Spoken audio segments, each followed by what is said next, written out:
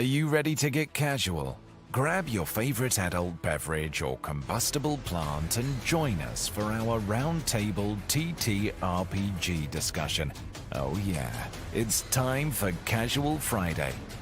And now, here are your hosts. Hooty hoo, what's up? I'm Jim, that's Brad, that's Ryan. This Hooty hoo. is Casual Friday. We are the Landlocked Warlocks, like those AT aliens. What we do here is we talk about tater pigs and what's going on in the Dungeons and Dragons and related industries, role-playing games, etc., and related nerddoms. The first thing we are going to talk about coming up soon, Gen Con is still a couple weeks away. And we know that the fine folks at Dungeons and Dragons, the Wizards of the Coast, they are inhabiting an entire tower. They are taking over, like wizards in a keep, they're taking over 6 different D&D themed floors. Here's some graphics from it. Here, let's look at their website. It's pretty flashy. The tower layout. Let's look at the tower layout. What do they have going on here? We're going to convert this into a adventure at the end of the episode. Floor 1 and 2, main stage. Floor 3, Dungeon Dare, Web of the Red Wizards. What is that? I don't know. Floor 4, D&D Actual Play Amphitheater, D&D Talks. Floor 5, Dungeon Master University. Become the team your next campaign deserves. Your next campaign deserves. With the premier professional development program for DMs, Floor 6, the D&D Carnival, a 2-day event where every challenge is a skill check. Conquer trials, earn prizes, and uncover your fate with Taraka readings. Yeah, so there's going to be live plays, including a fundraiser adventure where you play as modern-day pets, apparently. So it's a fundraiser for, animal adoption. But there's a lot going on. Yeah, Watsy heard people mad that they weren't showing up to Gen Con, and they're like, okay, I'm showing up with all 6 stories of D&D goodness. People are still going to complain about it, though, right? Because they're not in the main convention hall. They're kind of siloed off by themselves in this one building that they've rented out. So, they'll get criticism for not being at the center of the con. I'm sure some people are going to, because the cynical part of my brain goes there. Like, they want you to stay at their venue the whole week and not see everybody else's shit, right? I don't know if that's actually the case. I think it's a matter of they wanted to do a lot of cool shit and there just wasn't room because Gen Con is so freaking packed. But yeah, it's real easy to be cynical and snarky towards Watsy. And the internet shall be. I, for one, am not going to Gen Con. I will be abroad. But I am looking forward to the big spiel, the roadmap, the 2027 year in prediction.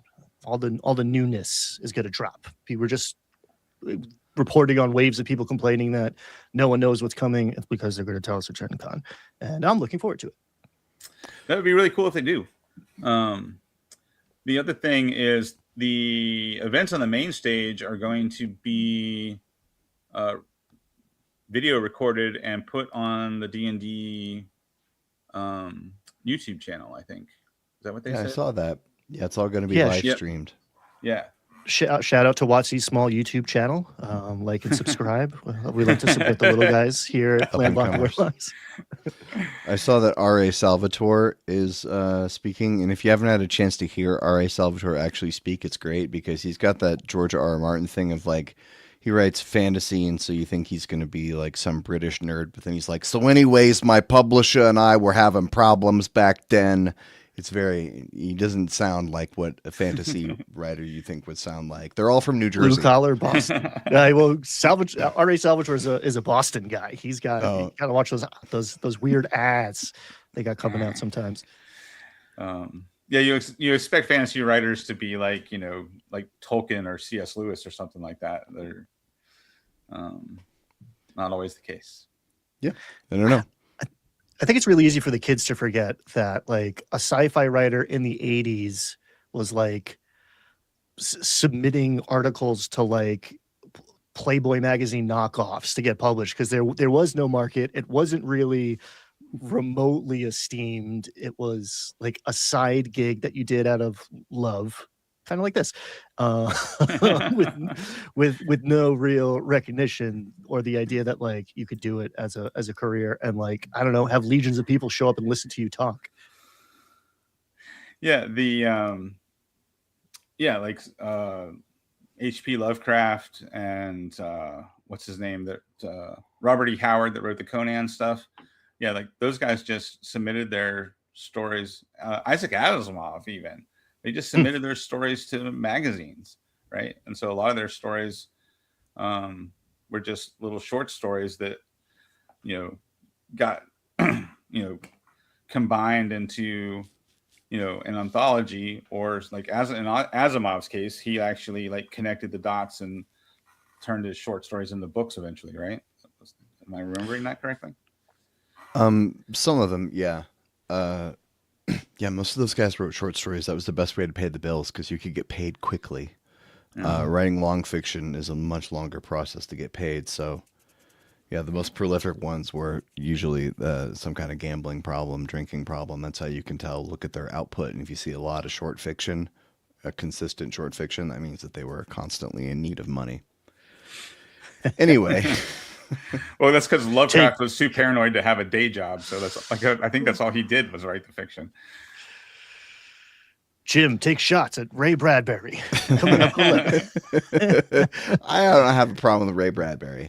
I like Mr. Bradbury. I'm particularly a big fan of Raymond Carver and Vonnegut short stuff too. Oh, Vonnegut. Anyway, moving on. I found myself quoting Harrison Bergeron at people a lot lately. That's been very apropos with the advent of AI and some other things. So Arcana Unleashed is coming out very soon, September 15th. It's the next big D&D book, and we've gotten a bunch of details about it lately. So there's Arcana Unleashed and Arcana Unleashed Deadfall. One is a campaign book and one is an adventure, and we have details about the adventure now. For example, we know it's level 11 to 20. It's also fair to say that this is not only the latest, but it's the first big, right? They haven't really, I mean, the Ravenloft one dropped, but that was a remake, right? That's a rehash of a previous book. This is like the first big project for D&D 2024. Yeah, it's the first adventure since Vecna, right? Vecna Unleashed last year. Yeah, you got Dragon Delves, but that was like anthology, bit by bit, different people, which I'm a huge fan of that format. But this is the first like big campaign-sized adventure. Yeah, so we're getting 8 new subclasses.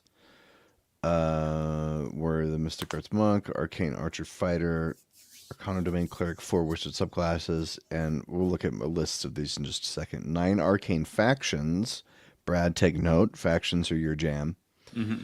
9 arcane factions, each with its own leadership, renown rewards, bastion facilities, member benefits, and rivalries.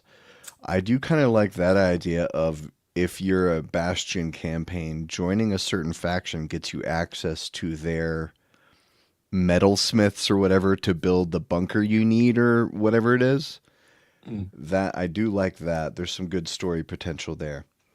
And bringing in the renowned, right? That's something we haven't really seen in an official product since Theros, if I remember correctly. So bringing in the renowned and bringing in bastions as a way to make factions more relevant to your players, that's kind of cool. 45 magic items, including new evolving magic items, which I assume means like vestiges of divergence from Critical Role. Very cool. Yeah, then it says that. These powerful rogues grow in step with the wielder, unlocking new powers as their bond deepens. 19 magical creatures, dark and beast living spells in the immortal CR17 mage Venger. I hope they don't do my boy Venger dirty. I hope it's CR17, so it's really impressive that those like first level kids with their magic items were able to stop him all the time. Yeah, if you think about it, they really were first level adventurers with legendary magic items. Which, shouldn't you if you still have 7 hit points, it doesn't really matter how great your magic item is. You're still not going to last beyond one swipe from the Chimera's claws. Thankfully, the bullywugs and orcs always wanted to kidnap them and not murder them. 33 new and revised spells, 20 feats. And the Immortal Mage Venture tempts your party with forbidden power buried in a dangerous crypt. Few adventurers can resist the pull, and fewer still walk out alive. To put all your magic miscellany into play right away, Arcana Unleashed contains Tomb of the Shadow Serpents, a level 1 adventure built as a 1 to 2 session jumping off point.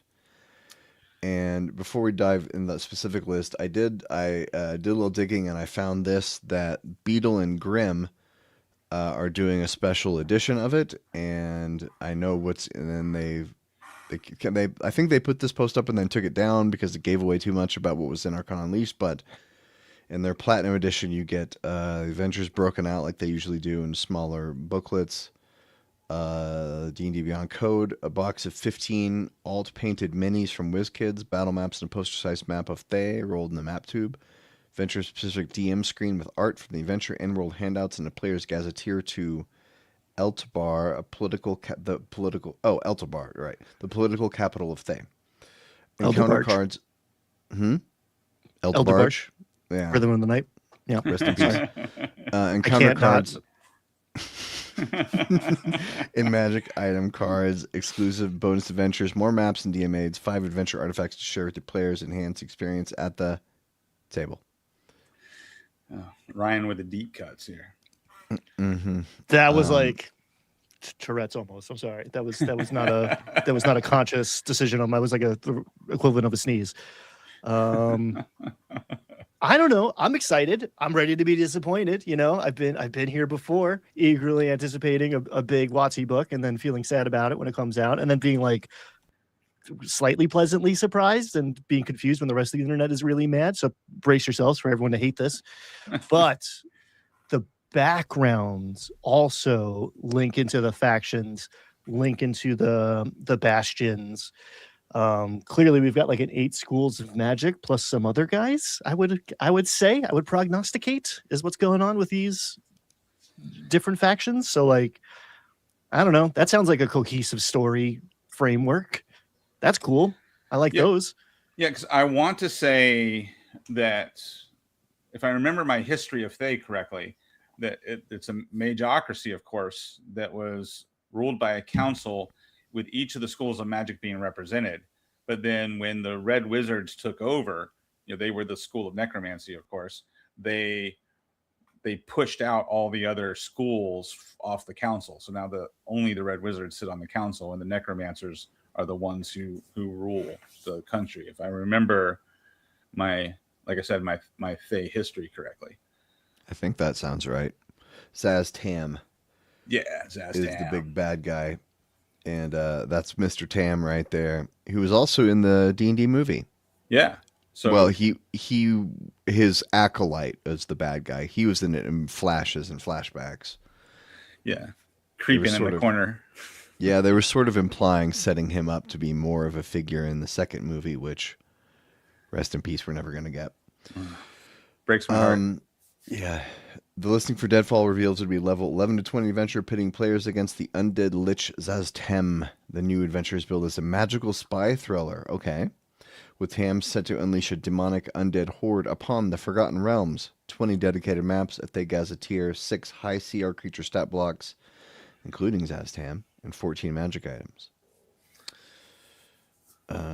For the first official campaign adventure for 5.5. When did Vecna Eve of Ruin come out before? Was that like... Yeah, that was kind of like the send off for 5e in a way. Was it? Okay. I don't Yeah, it kind of harkens back to was it the Spell Plagues? Like in previous edition changes, there were cataclysmic events that affected Faerun. So I think the Eve of Ruin was supposed to, the Ruin part was supposed to kind of flavor that as the transition between 5 and 5.5. But I don't know that they went the full direction that Chris Perkins wanted to go with the story. If I remember the rumors correctly, that they kind of changed things up to put in more cameos of other villains instead of sticking to a cohesive story that kind of showed the ruination of magic at the hands of Vecna and explaining why things changed between 5 and 5.5. They kind of got away from that concept when they decided to put in all the cameos of the other villains. They really shot themselves in the foot by not making some kind of break, as like hackneyed as every transition between editions is. Similar to like the resetting of a comic book line. But at least it's something. I don't know. So like, yeah, there was definitely a plan in place that was not executed. RIP all of the obelisks that didn't really pay off. I mean, that's what it was, right, Ryan? It was the obelisk. The obelisks. The obelisks were supposed to be part of Vecna's plan. Well, yeah, and what they did there was they explained the obelisks in Shattered Obelisk. Fandelver and Below, the the Shattered Obelisk Electric Boogaloo, I think is what it's called. Yes. Canon. They sort of explained them, but it was very half-assed. It just said, these Netherese people put them here a long time ago to be like beacons or something, and then Vecna co-opted them and is spying on people through them.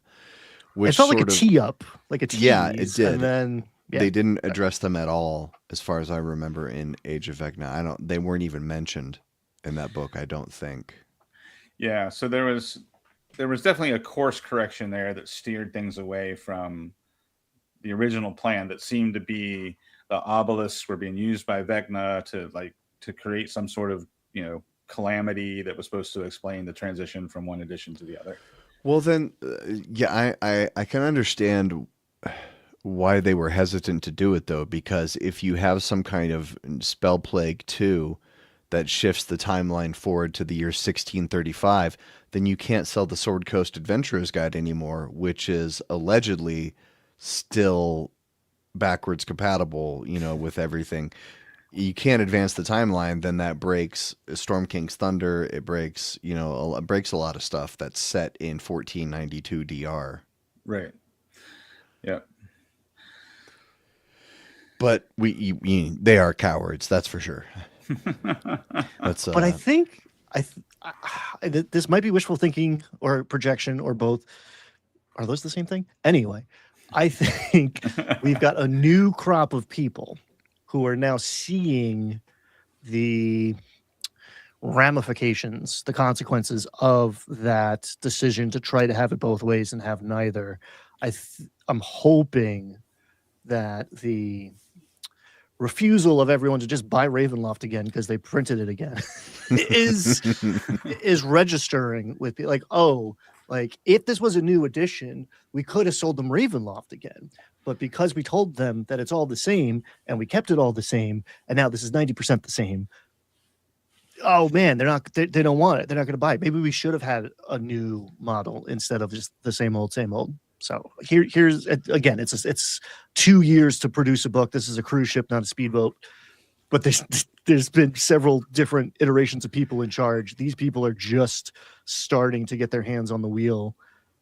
I think we'll see some new cool stuff coming as best that they can do. And I'm on record saying I'm looking forward to 6th edition.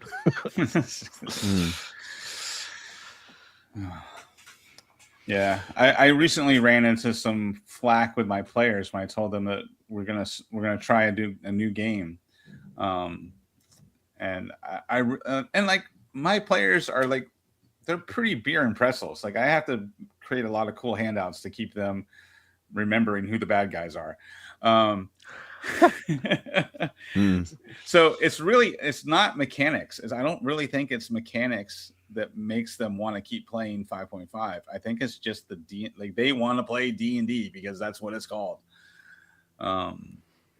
It's weird, but we're switching to Vagabond or Nimble. Like I've made that decision. It's one of the two. Nice. Yeah, I do. I really need to get Vagabond. But that just reminded me, I don't know why this reminded me of something that I started reading a new book yesterday that is almost exactly like the Triangle Agency, that game that came out. It's called. I'll tell you the title, and you'll be able to figure out almost exactly. You'll know what it's about. It's called "There Is No Anti-Memetics Division." And I heard people talking about this book, and it was one of those I was like, I'm not going to look up what it's about. I love that title. I'm just going to buy it. And I started reading it, and it's brilliant. And I don't want to tell you anything about it because you should go experience it. But it's if you're familiar with the game, The Triangle Agency, it's almost exactly like that. But anyway, speaking of some stuff we were speaking about a couple minutes ago, when the perfect segue came up. Did I mess up your segue? That's my new favorite transition. We gotta call it. We gotta title that.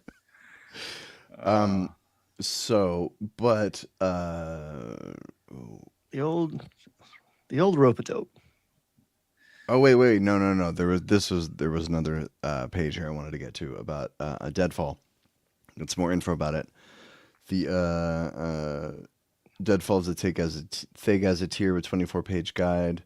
Provinces, Zulkir's politics, citing intrigue around the infamous Red Wizards. He's not just famous; he's infamous. 14 magical items. These are all found. Brad got it.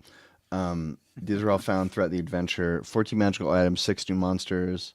Stat block for Zaz Tam. DM advice on how to play him. 20 plus full maps. DM advice. The bonus section includes brief information, how to run a magical spy thriller, and adventures in Thay. Yeah, I mean, if the book wasn't so expensive, I would pick this up just for the Thay Gazetteer, because I would love to run an adventure in Thay, even if I'm not playing 5.5. Like, I like the setting. Well, hey, good news. I think it might be a cash grab. I'm not sure, but this is 2 books that are cheaper than 1 book, but more expensive than 1 book if you buy both of them. But you can buy Deadfall by itself, which I think is what I am going to do as well. And I want to say it's going to be $30. Yeah. It's thin.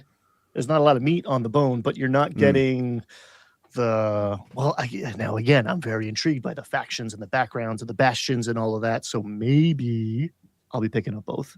I will also say the Deadfall alternate cover that you can get at your friendly local neighborhood game shop earlier than the book from Amazon or whatever looks pretty dope. I'm not super impressed with the Arcana Unleashed, the player's side, but the Deadfall cover, it looks good. It's going to look good on my shelf. Yeah, the Arcana Unleashed is only $30 too. So even though it's the bigger of the 2 books, right? So it's 128 pages. It's a 128-page adventure that's at levels 11 to 20. So it's a 10-level adventure in 128 pages, whereas most 10-level adventures are 256 pages. Like Curse of Strahd is 256, I think, and that's 1 to 10. So how can they fit that much leveling in half the page count? That was one of my problems with Age of Vecna. I'm like, you say there's a whole enough experience to advance someone from level 18 to 19, but this whole thing is 12 pages. That feels kind of like, how much adventure? Can they do a whole level's worth of adventuring in 12 pages of content? That feels, like we're stretching it a little bit.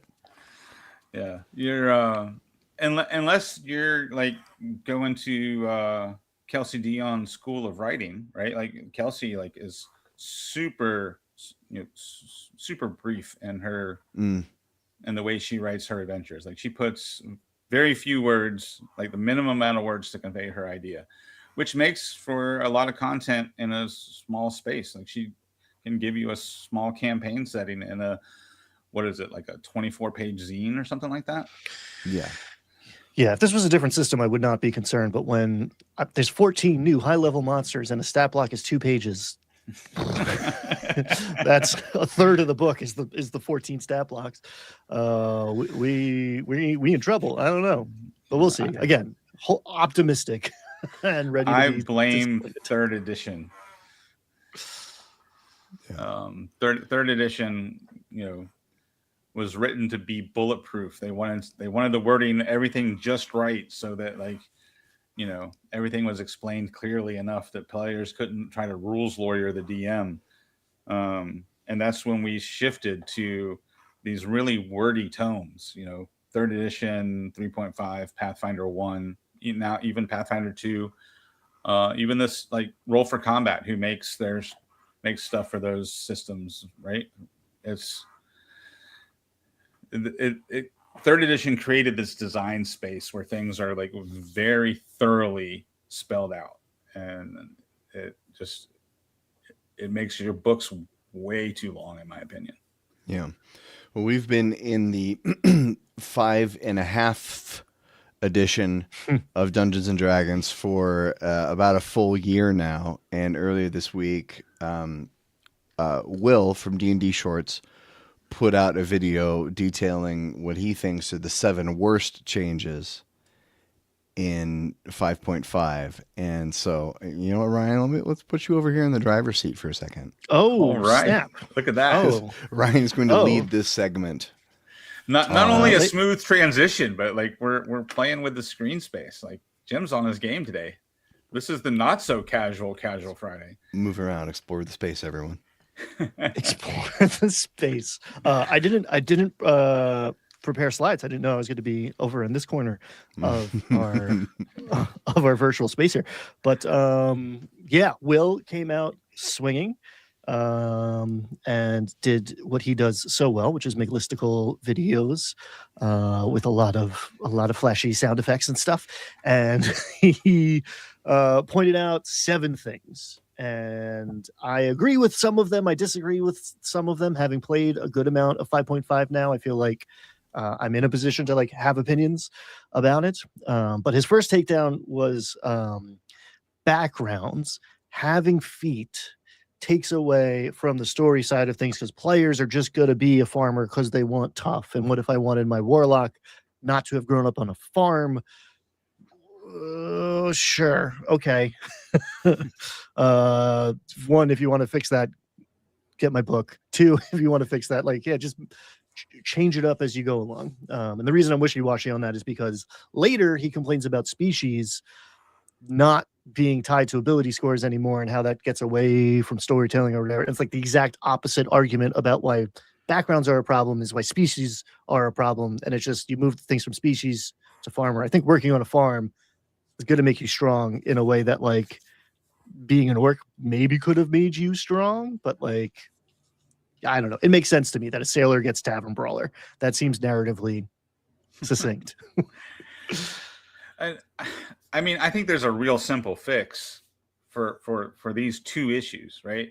And that's just to get away from ability score bonuses altogether, streamline your character creation process, and just change up your stat array or your point buy system to account for those extra couple of points that would otherwise come from a background or a species, right? That's the easiest fix. You just take that whole step out of the game and just give everybody better stats to start with. Yeah, the ability score bonuses only really matter if you're rolling 3d6 for your abilities, right? Since, most everyone I know doesn't do that anymore. Those people are playing OSR games. Those people are playing Shadow Dark now. If they want to roll 3d6 straight down the line, they're probably not playing 5th edition Dungeons and Dragons. Most people do.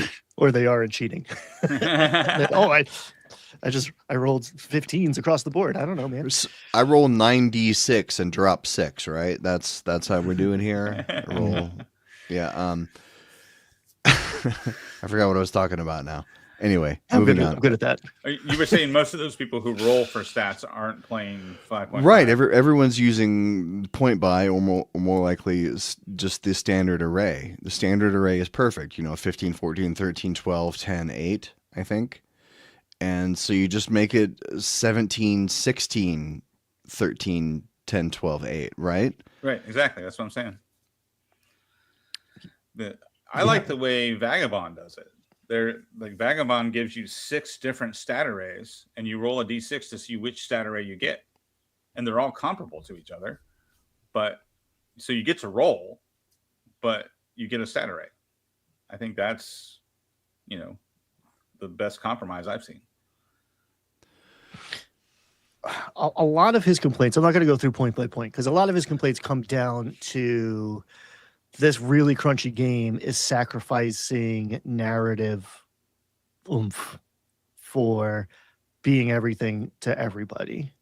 A couple of his points come together. Like he talks about how pacts, warlock pacts are now invocations, and you can take all three, and it doesn't really make characters as distinct.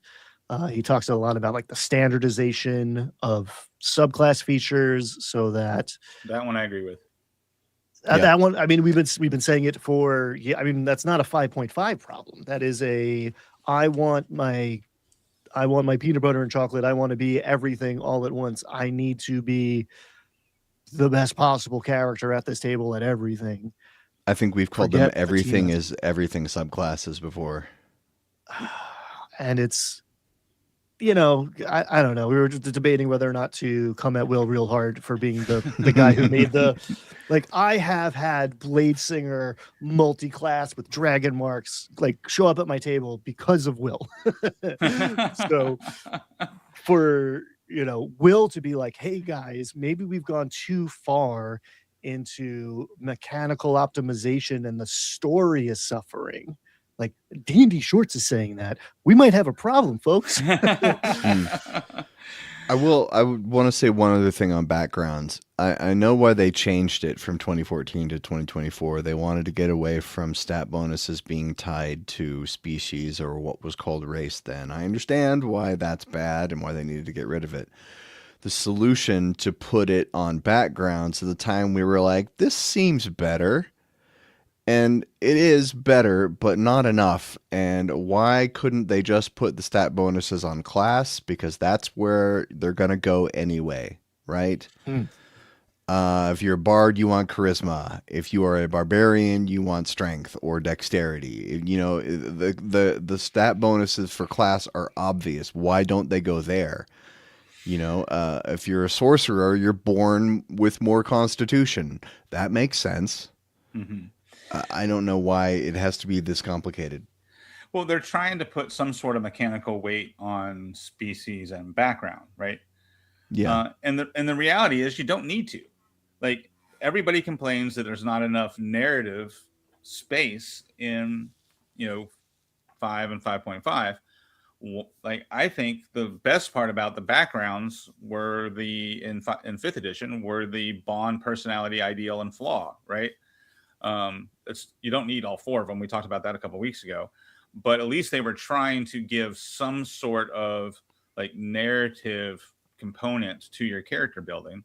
And I think you could do that with species as well, right? You could have, a table of like elf themed, backstory components, so that your backstory is a mix of your species and your background, right? So design it in such a way that your background gives you like one storytelling component for your character, and your species gives you another storytelling component to your character. Now I've got 2 things that help me role play my character, one from species, one from background, and I come to the table, I'm going to role play these 2 elements along with my class. And the class just gives you all your mechanical shit.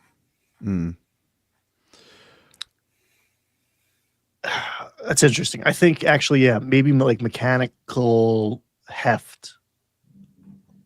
And then like, because he complains kind of about what we call ribbon abilities, right? Like the little thing on the top of the hat that's like, my hat has a little red stripe on it, so I'm different. If it was just the ribbon and there's no, like the hat's somewhere else, this is all your class. The only reason you're a farmer is because you're a cleric and you wanted tough or what, and that's why you're a dwarf, because you wanted more con back in 5e. So like, if it was just the story side of things, then the people who are leaning into that in their game might be more deeply satisfied, and the people who are ignoring the side of the thing to make big number good don't have to worry about it as much either. And bingo bango. Now you have pleased both camps instead of, I don't know, kind of like distributing it. You want to make background matter.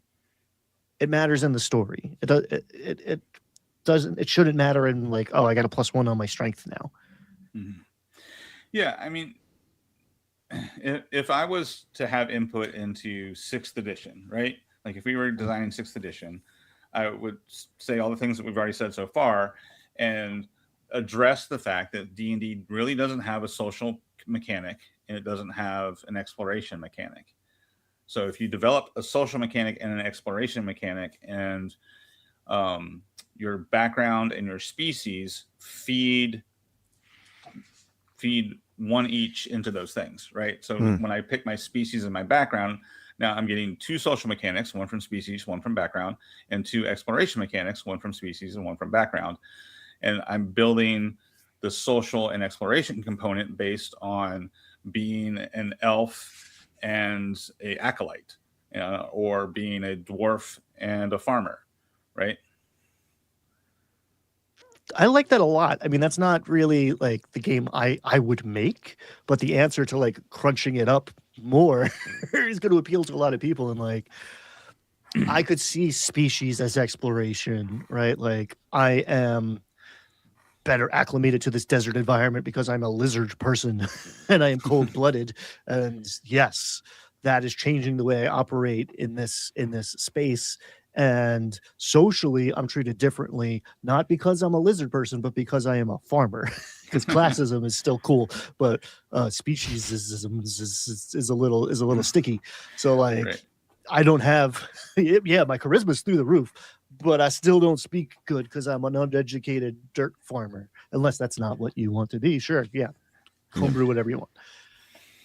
I do think he's right on Twin Spell in the video. Sure. I agree with his point on Twin Spell. I think they should have made that a new meta magic option instead of changing the way it worked. Because the way it used to work is any spell that targeted one person, you could make it target 2 people. Now instead it only works on spells where upcasting allows you to target an additional person. So basically, hold person, hold monster, polymorph, bless. No, bless. Well, you wouldn't be able to do bless. Unless, I don't know. But does Divine Soul Sorcerer get bless? Probably. Oh, I'll take a random background to get initiate cleric, and I'll have bless. But there's spell slots and sorcery points are fungible anyway, right? So like you didn't even need this in the first place. Like Twin Spell is now redundant. It's not even doing anything anymore. Like if I can use a sorcery point to become a spell slot, and I can upcast a spell with the sorcery point. It saves you a spell, a sorcery point or 2, because it only costs 1 sorcery point to Twin Spell. Oh, and it's 2 for 1. Yeah. But yeah, like to Jim's point, like you could call the new version of Twin Spell Enhanced Spell, and left Twin Spell the way it was, and limit Twin Spell to like the things that everybody used it for anyway without an issue, like twin casting haste or twin casting enlarge reduce, stuff like that. It made what that did is it killed the build of the cantrip caster, whereas if you had a pretty good cantrip, you could twin spell it, and actually that, and save spell slots if you had the sorcery points, and that would be a worthwhile use of your turn. And it limits creative things like the party's going to split, so you twin spell cast light on 2 different ball bearings to split the party. Like that's the kind of stuff meta magic is for, like taking a spell and finding a creative way to use it by twisting the background mechanics of how it works. Yeah. Yes. Some of the most fun uses I've seen of Twin Spell in 5th edition was I had a player who basically made his like sorcery gunslinger by twin spelling all the shooty cantrips, right? And he flavored his arcane focus as 2 spell pistols, right? So he was, pew pew with his, firebolt. The other one was when I got to actually play, I played a sorcerer and had a moon druid in the party, and I would twin cast haste or enlarge on both of us. So she would turn into a giant bear, and then I would make her even bigger with enlarge and make myself bigger with enlarge. And I'm riding on the back of a bear, running around blasting cantrips. And, and I picked up Shillelagh, so I could have like a melee attack, which you could use with haste, right? So I'm like right on the back of this giant bear, beating stuff with a stick. Bear polo, classic. Yeah. Nice. Love it. I think part of the design principle is to keep players from getting too gimmicky and twinning spells that shouldn't be, right? Like you're creating some guardrails by limiting it to only spells that could otherwise were intended to be upcast in the first place. I think that is a design problem that comes from at all anymore. Whereas like you could just control the sorcerer spell list for that, but now everyone can be everything. I can watch you play D&D for 3 hours and be pretty confused about what class you're playing because there's no distinctions between these classes anymore. So now you have to like jerk proof this thing that I don't know. It makes it worse. It makes it worse for a couple of reasons, narratively and mechanically. Now it's easier to break the game because we're in the 3.5 region of, well, I'll take this from this and this from that and this from that, and then I do it twice, and it's like, oh, that's not supposed to. Oh, well, I mean, I guess it's legal. Poop. There were a couple other things Will mentioned in his video. The Ranger, obviously. That was the last that was item on his list. Oh, it's a throwaway at the end. The one we didn't touch as much because we kind of talked about it earlier in the episode, but he comes at the recycling problem, the repetition of all of these features, all of these subclasses, and just they're Ravenloft being 90% Ravenloft again. Yeah, and I think the backwards compatibility side of we were afraid to make a new edition and we'd alienate people. It's funny to see, oh, they just came out with this 10 years ago. It's like, well, they came out with it 10 years before that, but no one complained because it was a completely different system. And they came out with it 10 years before that too. And no one was complaining about the new Ravenloft because it was new, because it wasn't the same thing, but now it's 90% the same. They can't get away with it. And everyone's like, this is stupid. Whereas if you made 6th edition, you could have tricked me into buying that book again.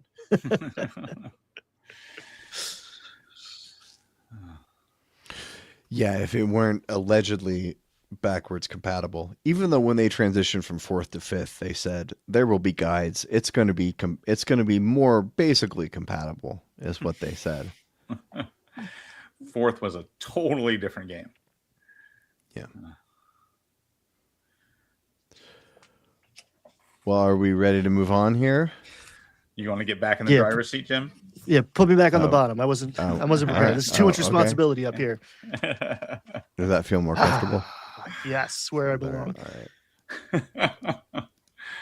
Let me get back to where we are supposed to be. All right. So the next thing we're going to talk about is EN World. I don't take enough advantage of this, but EN World does, time to time, does like their list of free stuff that's going on. And this particularly caught my eye, seeing Khan Noonien sing right there as I was scrolling through. I don't know Star Trek Adventures. I've heard that it's good. I remember playing a Star Trek role-playing game way, way back in the day where the ship had little cardboard things you'd put on it and move around to indicate where your shields were and stuff. And I was like 12 and I did not understand it. And my older brother's college friend was like, oh, this is easy. And I was like, how is that so simple for you? Anyway, one of my early TTRPG memories. That guy also taught me how to play Battletech, which I did not get at all at the time. And it was so easy for him. I'm like, heat sink? What? Huh? Sink? What does it sink into? What does that mean?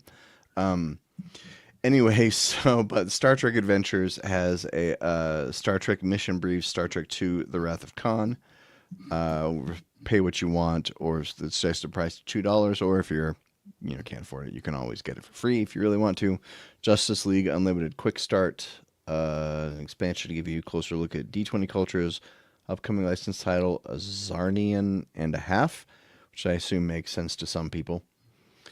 This venture throws a team of seedless tears and dangerous mission involving Project Cadmus and the galaxy's most notorious bounty hunter Lobo. Okay, I recognize that name.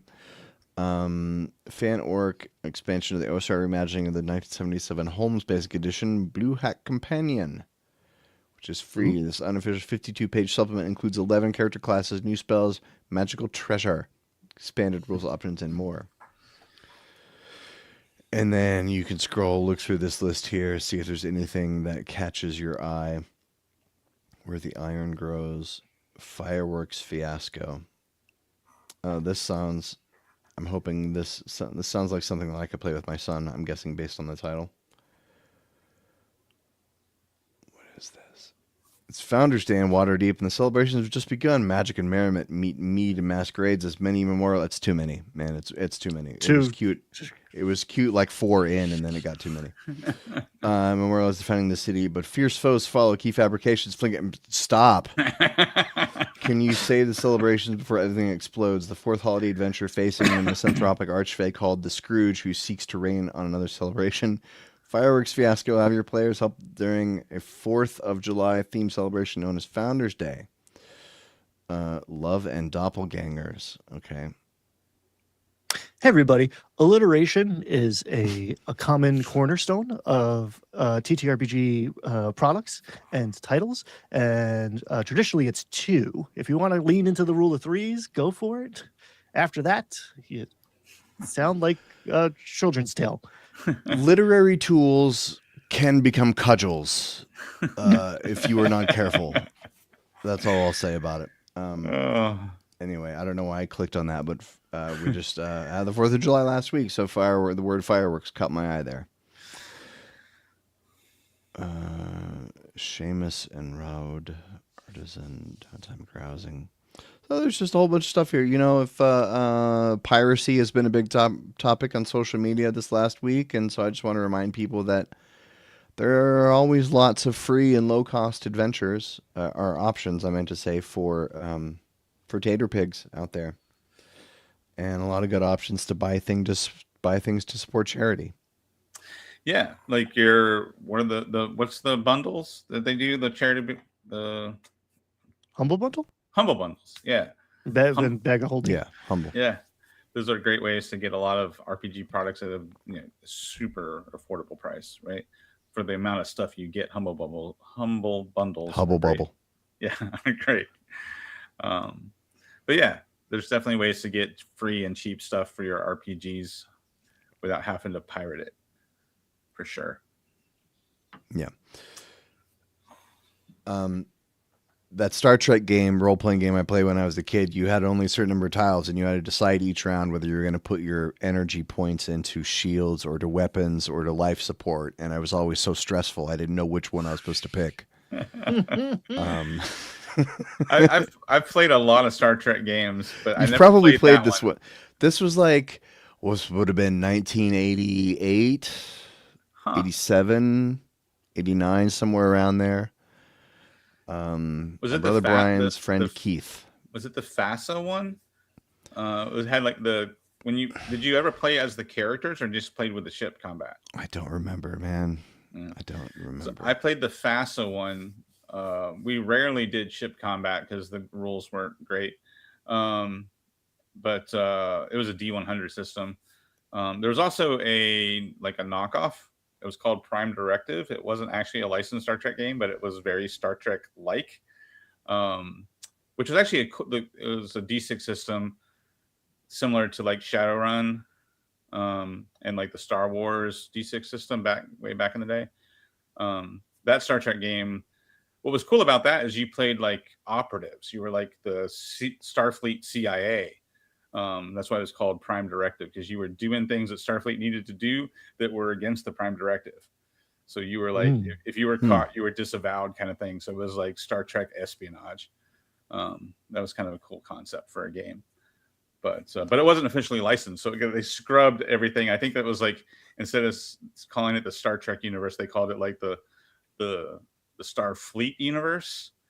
So they were like treading as close as they could to saying everything but Star Trek, like calling it Prime Directive and referring to Starfleet, because I guess you can't can't trademark Starfleet because like Yeah, fleets and stars are generic. They're making a new Star Trek video game that is a very odd choice. It was kind of no Star Trek. It's with it's a single player horror game where you're Ensign Ro Laren. Oh, You're yeah, Ensign yeah. Ro Laren trapped aboard some vessel. And it's like it wasn't even clear that it's a Star Trek game until you see like a little tricorder floating through the air near the end. But it's a horror game and it's Star Trek. Isn't that weird? Huh. It's like Ensign Ro was a cool character that they kind of Ensign Ro game. They kind of dropped towards the end of the Next Generation to make way for the Bajoran characters they were going to add for Deep Space Nine. Star Trek Shadow Frontier. Shadow Frontier. Yeah, I mean, if you're making a Star Trek horror game, cultural products got it. You just call it Red Shirt. Yeah. And it's Michelle Forbes is actually doing, I don't know if she does the mocap, but she's doing the voice for it. She was actually Ro Laren back in the 90s on Next Generation. Yeah. So someone sat down at a pitch, like Star Trek, but aliens. And was like, huh, yeah, all right, cool. Mothership, so hot right now. Let's go. Yeah. What I've learned most of the time is that somebody probably had an original idea that was really, really good, but it was original IP, and the way it could get made was that they had someone, whoever owned that person probably knew someone who owned the Star Trek IP. It's like why Zach Klegger is making a Resident Evil movie that doesn't look like Resident Evil movie, because he had an original idea for a horror movie. The only way he could get it made was to put Resident Evil on it, and then they'll give him $150 million. And now he can make his horror movie. He just has to change a couple of the creatures to look like Resident Evil creatures. That's how they do it all the time, apparently. You just got to rub some licensed juice on your products and it'll sell. Slap a license on that bad boy and make it with familiar IP, and then all the goobers will want to go see it on Friday night. I am looking forward to the end of this era. I think we're getting close. I think like the seams are starting to show. There's a little bit of wiggle in the chassis. Future people are going to be like, those guys were so obsessed with navel gazing. I don't like. We're definitely stuck, and it's gonna break. It's gonna break real hard in the other direction. And I'm excited. I just had that conversation over lunch today. We were making fun of the beach genre of movies from the 60s. Like, why did people in the 60s find beach romantic comedies so like appealing? And then someone said, well, that's the same way that we find licensed products so appealing. Like our grandchildren are going to look back on the Marvel universe and be like, damn, that was a weird thing that those people were into. And probably because that was probably some inflated culture there too, because it's in California. There's a lot of beaches, and that's the cheapest place to film is in California. Right. Mm-hmm. So it's inflating the beach culture. Like what I just heard this nugget the other day, that you ever been typing on your iPhone and you write like could have been, and it replaces it, changes it to Cupertino. Have you ever experienced that on an iPhone? No. Well, so apparently this was a problem that they changed until recently, that it would autocorrect very not Cupertino sounding words to Cupertino. Because when they tested autocorrect, you know who they tested it with? Apple employees who live near Cupertino. So they use that word a lot. But people in the rest of the world don't use the word Cupertino a lot. But apparently this was a problem until they finally acknowledged it like 2 years ago and said, okay, people aren't trying to autocorrect this many words to Cupertino because of their quality assurance bias. They didn't realize it. That's wild. That's a fascinating bit of trivia there. So hey, Apple, I don't type duck very often at all. Just so you know, doesn't come up in conversation quite as much as you seem to think. So Ryan hipped me to this. There's this website that's very useful, wpn.wizards.com, where if you ever need art or maps or stuff for your games, they give Apple or Wizards lets you download quite a bit of marketing material, including images and guides and other things directly here from wpn.wizards.com, like some evergreen stuff. No, we don't want magic. I'm on the wrong page. Dungeons and Dragons. Let's see what they've got from Arcana Unleashed. Product shots, retailer inventory report. That's interesting. Nah, they're not going to let you into that side. So, gang, all right, this is secret. I didn't realize this made it to the agenda, so we're keeping this in the family. Okay, if you have to make a thumbnail, it's good for you. Also, if you are looking for dope art, this is the retailer side of Wizards of the Coast, and you can get pretty deep into it before you have to like sign in.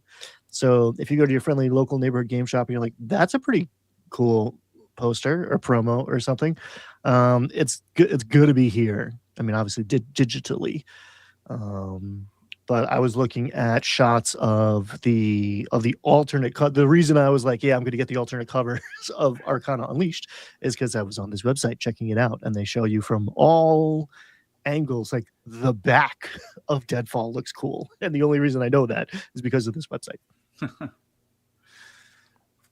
Nice. So I don't know what else I have to say about this. Don't tell anybody.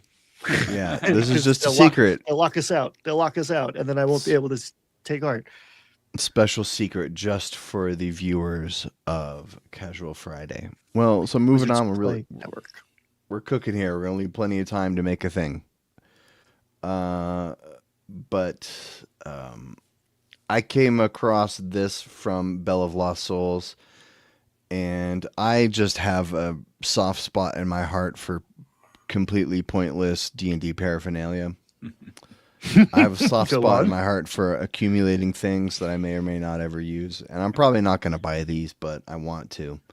So here's just an array of like little tchotchkes you can keep at your, if you need to take up more space at the table.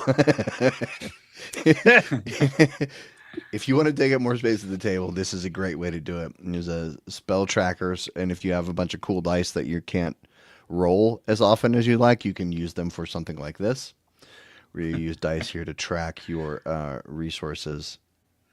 And this one is a spell token tracker with a bunch of little glass tokens that go in your slots.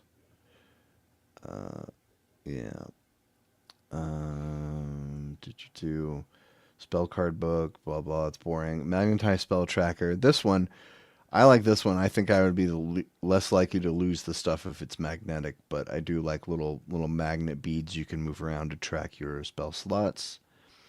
Little dial trackers, very Magic at the Gathering-y. This is pretty cool. I might actually buy this. This could be useful for all kinds of stuff. This would be useful for board games, for anything where I got to track score. Organizational box. Oh, that's kind of fun. Just can we see that bigger? Would that other one work for tracking monster hit points?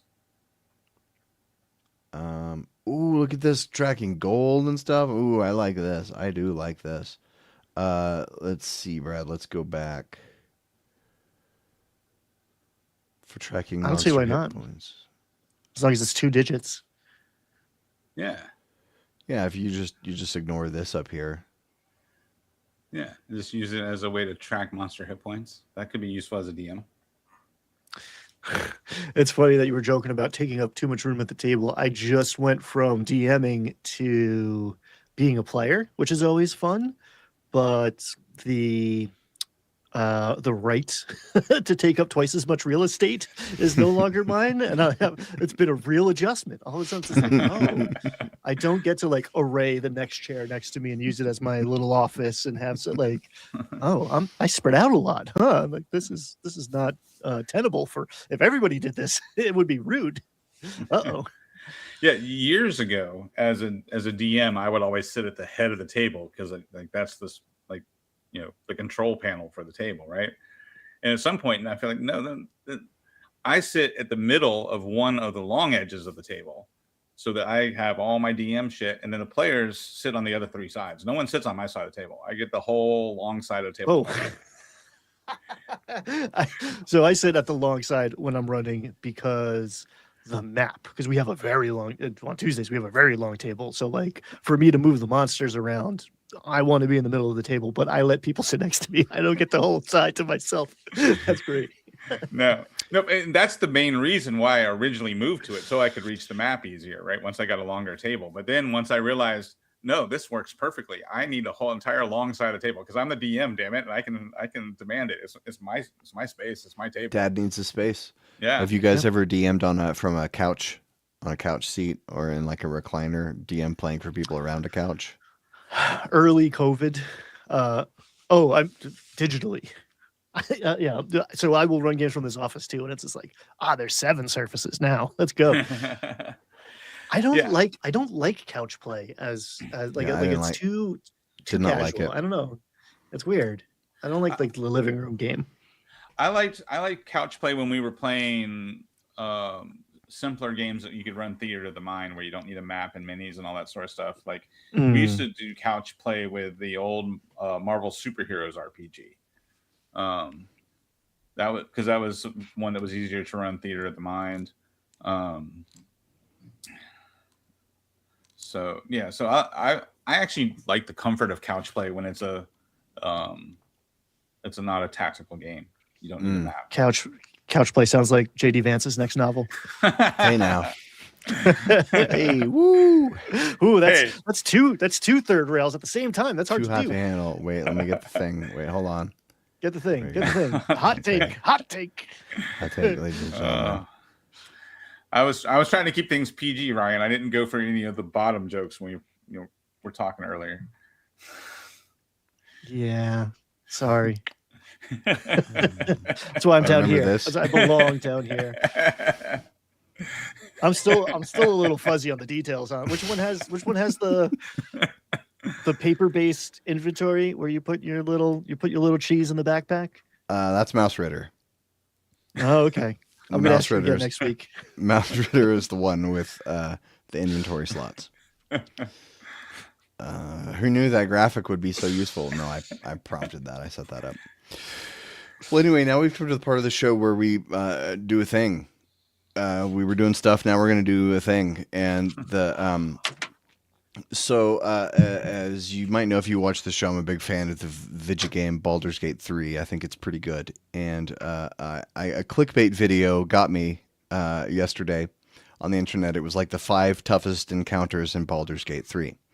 And I watched this video, and I played all these encounters, but let me tell you about what I noticed about these encounters was that they all had alternate win conditions or additional win conditions, and not just reducing the bad guy to 0 hit points. And one of them was, but 4 out of these 5 are like that, and I wanted to mention these real quick, and then I thought we could build an encounter. And one of them is these are all late game in Baldur's Gate 3. You fight a hag, and you don't have to just fight. When you fight the hag in her lair, she has pearl spores, which are these plants that revive her if she dies, and they regenerate all of their hit points every turn. So you have to destroy all 3 of them before you can destroy her. Then there's another encounter with an undead lichy kind of creature, a guy named Mystic Carrion, and his thing is that he has several different body parts stashed in various places around the city, like his liver, his lungs, his heart. And if you destroy all these things before you fight him, he's much, much easier. He's virtually impossible to beat if you just go in guns blazing without doing anything. Like one of them, I think it's his heart. I don't remember, but one of them, if it's intact, he's immune to fire. But then if you break it, he's a mummy. He's vulnerable to fire like normal. But that's the thing that's keeping him from that. And there's a fight with the bad guy named Gortash, and the thing is that the fight happens in his lair, where there are these great grenade impellers on the walls that are motion based. So if you walk by them, it spewts grenades out. And the enemies these grenades blow up when they're interacted with. So as soon as they shoot down, enemies are like pew, shooting right at the grenades. also the bad guy has a force curtain that goes around him that is very difficult to get through. But then if you there are these mechanical devices around the lair that generate the force curtain, and there are 4 of them, and one of them is malfunctioning. So if you destroy the 3 that are working and leave the one that's malfunctioning, it messes up his force curtain. And then that's how you can defeat them. And then the final one is there's a boss called Orin, who in Baldur's Gate 3, there's a condition to keep you from bursting down enemies too quick called Unstoppable, where sometimes you have to hit them a certain number of times before they take any damage at all. And Orin starts this combat with an Unstoppable of 12, meaning she has to be hit 12 times before she takes any damage. And every round, her Unstoppable gets refreshed back to 12. Because there are a group of ritual casters around the edge of the thing concentrating on a thing that refreshes it every round. They all have sanctuary on them, so you cannot harm them directly. So the route is to do something like thunderwave them off the edge of the thing, but you can't target them with attacks, and they have to die before you can damage her. So I think this is the crux of it, is that when you get to a certain level, hit points are not a barrier, really are not a barrier to making combat good. They are not a way to increase the challenge by increasing hit points, right? Because then it just becomes, do we have more actions than them? We're probably going to win, right? And so when you add in other win conditions, like a puzzle that has to be solved, or like this enemy's invulnerable while this thing is in this state, or we have to achieve a certain number, we have to flip 3 switches before we could do a thing, which is mostly what it basically is you have to flip a switch before you can do the thing. So I thought we could just throw out some ideas, maybe build an encounter that has additional or alternate win conditions. Mm-hmm. Yeah, I can give you a quick example of one that I've run before, which you guys can steal and drop in a game before we make our something new. I made an intelligent ghoul, and so that was kind of my mini boss. And the intelligent ghoul rode around in a shambling mound, like basically wore a shambling mound like a suit of armor. And then the shambling mound would attack and engulf somebody, and now they're stuck inside the shambling mound with a ghoul that could use their ghoul touch on you, right? So like that was one layer. You had to defeat the shambling mound before you could get to the boss, and then there were like will-o-wisps flying around because shambling mounds heal by lightning damage, right? So this swamp ghoul, like I called them like the swamp lord or something like that. Use the shambling mound like armor, and then use the will-o-wisp to recharge his shambling mound armor. So that was an encounter where you had to take out the will-o-wisps in order to kill the shambling mound in order to get to the bad guy. Nice. I'm gonna write down a recharge ability. So I like that. I've done the will-o-wisp. Shocking as the mounds, but I never had someone inside the mound. It's like, you're stuck in here with me now. Yeah, that was a fun one because they attacked the shambling mound, of course, and then they realized, oh wait, the boss is inside here. Like that was a nice surprise for the first player that got swallowed by the mound. Is the swamp lord's in here? I think we want to make something where the alternate win conditions are intriguing, because if you've been in a player and you've been in the situation where it's your turn in combat and you're like, does this thing seem like that?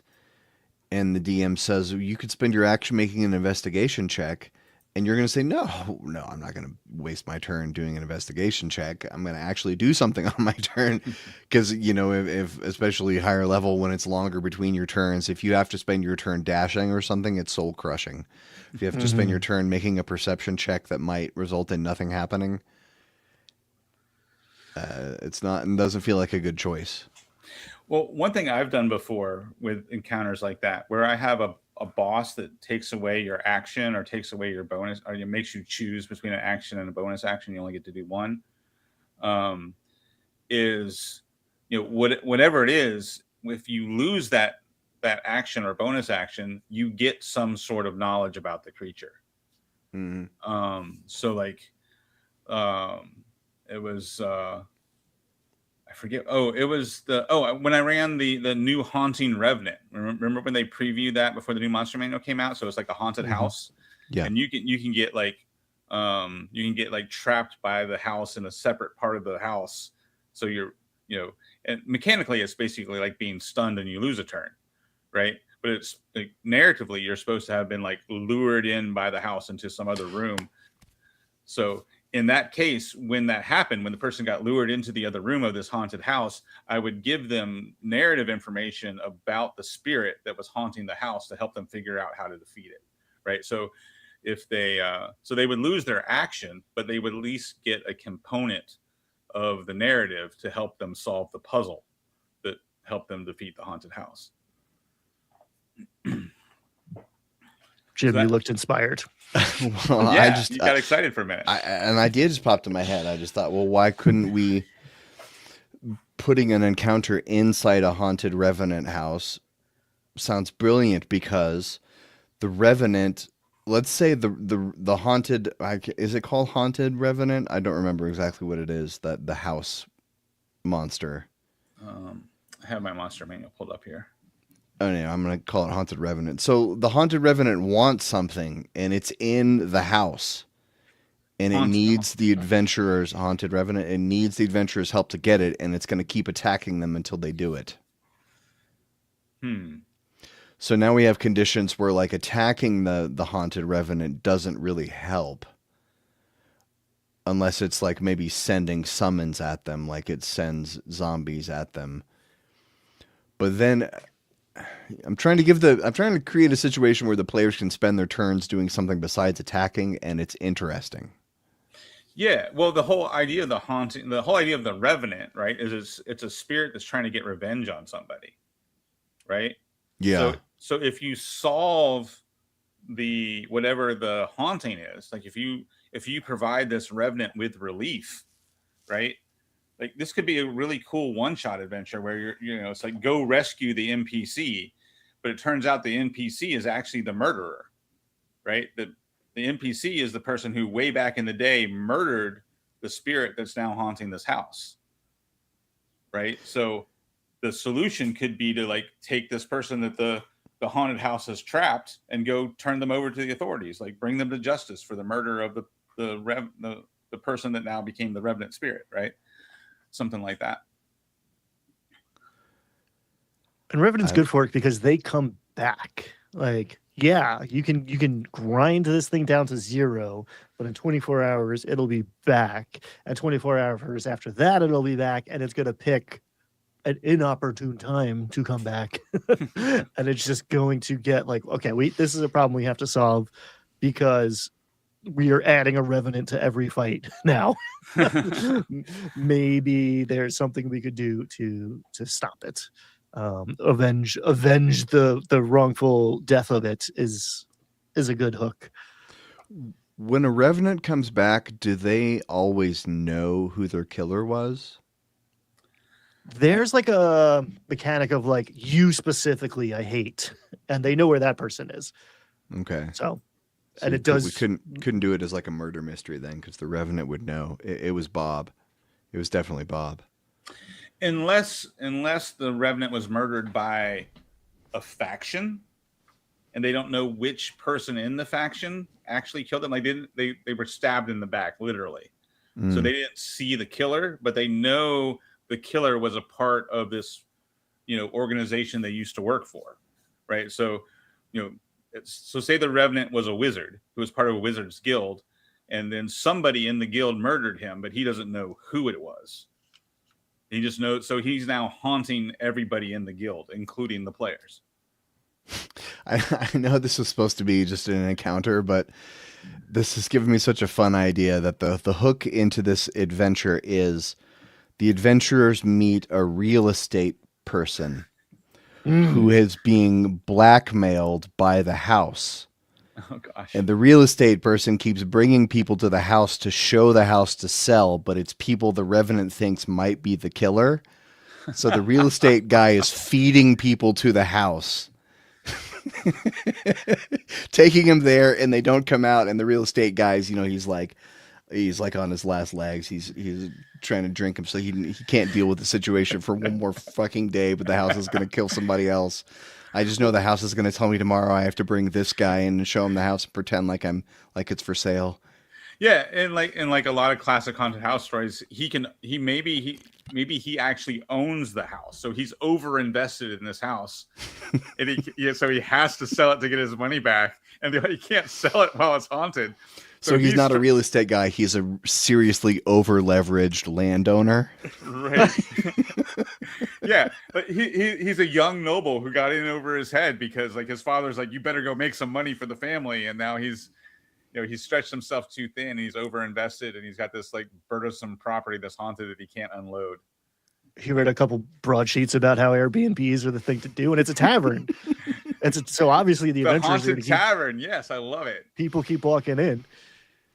I like it, and it grows every time it feeds, right? So like it's going to be worth more. So there's like perverse incentive, like, all right, I guess it's okay, because when I finally do sell it, it's going to be more valuable because it just grew a third floor from that last party I fed the thing. It's giving a little bit Little Shop of Horrors. Yeah. And the neighbors are always which is not bad. The neighbors are always complaining because like he keeps like making this house bigger. They interpret it as he's like doing renovations, right? The house keeps getting bigger, and they're like, you're messing up the land values of all the rest of our homes because you're making this like twice the size of all of our homes. So maybe the final piece in the encounter is less like an alternate objective and more like a difficult choice. Those are also very nice too when you reach a permanent decision point in an encounter where you say, well, are you going to do this or are you going to do that? Maybe it comes to something like maybe the party could eventually realize, or there be some kind of information hinting toward that this Revenant house is actually full of shit and it just likes eating people, and it's not going to stop. And then so you get to the point where you think you're about to sacrifice the real murderer, and you find out, actually, no, this house is never going to stop. It's going to keep demanding blood until the end of time. So what do? Do we give it what it wants and hopefully make the Revenant go away? Or is it actually some other kind of ancient eldritch creature impersonating a haunting Revenant? I love that, because like stop the ritual is like the classic version of this, right? Like, yeah, we're fighting the boss, but there's 12 people around it who are doing a thing, and like I could either hit the boss or I can stop them from summoning Cthulhu or keeping the boss alive or whatever. So like you're the ones performing the ritual now. You are you got to capture this NPC. If you kill him, you failed, right? So there's already like an alternate. We're going to get him to 0 HP non-lethally, but like we could also be sleep or hold person or whatever. We could trick him. There's a bunch of alternate ways to get him there. Then we have to do the ritual. People are trying to stop us from doing the ritual because we're performing necromancy at this tavern that we just rented 3 days ago. And we're trying to sacrifice this guy to, I don't know, for real estate margins. I'm getting a little confused. I think you could do both though, right? Like you could have, there could be some sort of like actual like combat encounter design where you have to smash these things, right, in order to defeat the house. But there's also the tough choice. Do you believe the house or do you believe the owner of the house, right? Is this house really an eldritch horror that's just going to keep devouring people? Or do you kill the owner of the house to satiate the Revenant? And like you could write it in such a way that whatever the players decide is the right answer. But it's a tough choice depending on. I think you could stick in a bunch of combat encounters, because like every time that the house or the tavern expands, every time it kills someone and it expands, oops, that new room has winged ghouls in it. Or oops, that new room has a minotaur in it. I don't know. But you Well, it's just usually the slip in encounters. the undead version of all these adventurers and whoever else shows up at the tavern. Like you're feeding it a supply of things to animate and come back at you. I also like the idea of like, it's not quite alternative win conditions, but it's like, don't set off the alarm, like take out the guard before he rings the bell. So like if you're trying to not like wake the house itself, right? Like you can, we got to take out this the zombie, the poor guy that delivered pies yesterday is now a zombie. We've got to kill him in 2 rounds before he rings the bell and the rest of the house comes at us, including the house itself in this case. So what if, like, there's a group of adventurers who've gone missing. You go to this house to find the group of adventurers, and in the different encounters, like there's an animated armor that's the armor of the paladin, right, or whatever. You have their different monsters that are inspired by these 4 adventurers that got trapped in this house. But then you find out that the bodies of these 4 adventurers are basically being like used as undead sponges. So they're being kept alive as zombies. So you do damage to the house, it actually takes hit points from these undead zombies, right? So if you go around and take out these zombies first, then it's going to be easier to take out the house. But then there's also the owner of the house who's feeding you his spiel. And then whenever you lose a turn to the enchantment of the house, you're learning the house's version of the story, the Revenant's version of the story. And now you have to make the choice. Do you kill the owner of the house, or do you take out the bodies of these 4 adventurers in order to kill the house? Especially if you find out that the adventurers could possibly be saved. It's trolley problem kind of thing. Yep. Like we can hack up these adventurers who are now become eldritch batteries for the house. They're not quite dead. We can hack them to pieces and kill them, and the house will lose all its power, but then they're gone. I like that a lot. I also like the inevitable condition where the players are just like, all right, forget this house, this sucks, and they burn it down. And then they wake up in the morning and it's back. It's back. Like, With a right, grand reopening sign hanging from it. Mm-hmm. All right, we got to wrap this up. It is getting to be that time. We got to wrap this up. And I didn't write down most of what we said, but I think we nailed it. Nailed it. I wrote down a bunch of other things, actually. Anyway, that was fun. I don't care if we ever do anything with it. It was fun anyway. Hey, thanks for watching. Thanks for listening. We love you. Have a great weekend, and stay safe out there. I'm going to hit the button right now.